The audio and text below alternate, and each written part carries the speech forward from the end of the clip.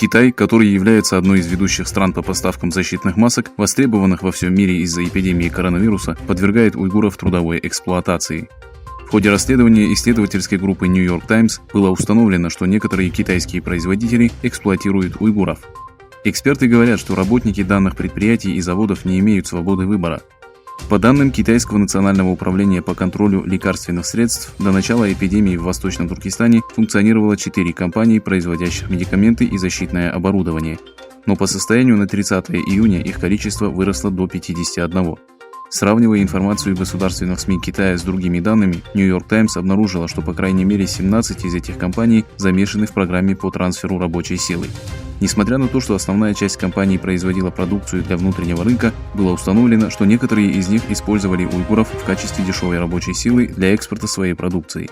Например, медицинская компания провинции Хубэй, в которую было направлено около 100 уйгуров, экспортировала защитные маски в США.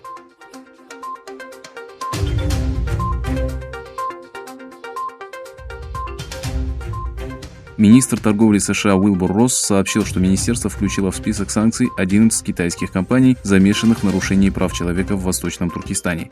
Благодаря решению, которое было принято сегодня, мы обеспечили сохранность американских товаров и технологий от использования со стороны Коммунистической партии Китая нарушений прав мусульман, заявил Росс.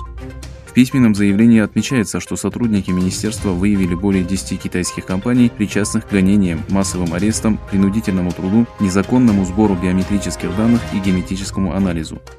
Кроме того, 22 мая Министерство торговли США включило в черный список 9 китайских организаций за правонарушения в уйгурском регионе.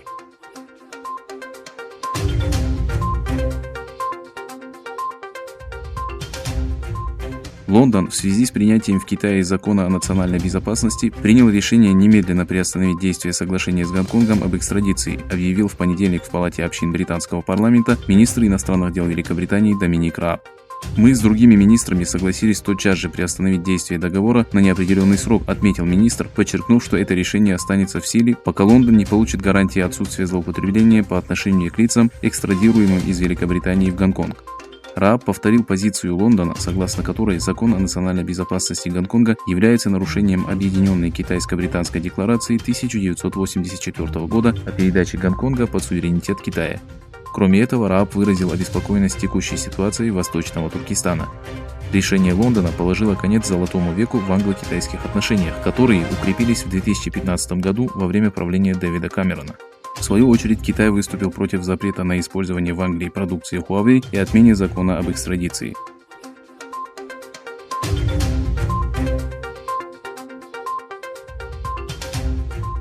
В период роста числа случаев китайского вируса в Казахстане и других странах Центральной Азии выяснилось, что жители данных стран не могут получить достаточную медицинскую помощь. Правительства стран Центральной Азии не оказывают поддержку своему народу в борьбе с коронавирусом.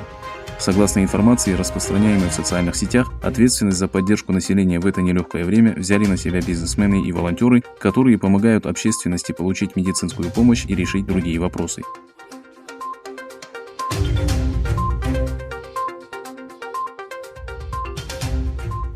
В Черном море стартовали учения Sea Breeze 2020, в которых принимают участие 8 стран. В учениях, кроме военных из Украины и США, примут участие военные Болгарии, Грузии, Норвегии, Франции, Румынии, Испании и Турции. Об этом говорится в сообщении пресс-службы Министерства обороны Украины. В этом году из-за пандемии коронавируса международные учения серии Sea Breeze ограничатся только морской фазой с привлечением авиации. Все совместные мероприятия будут разворачиваться в акватории Черного моря без контакта личного состава. Всего в учениях Sea Breeze примет участие около 2000 человек и будет задействовано более 20 кораблей, а также самолеты и вертолеты. Международные учения продлятся 7 дней.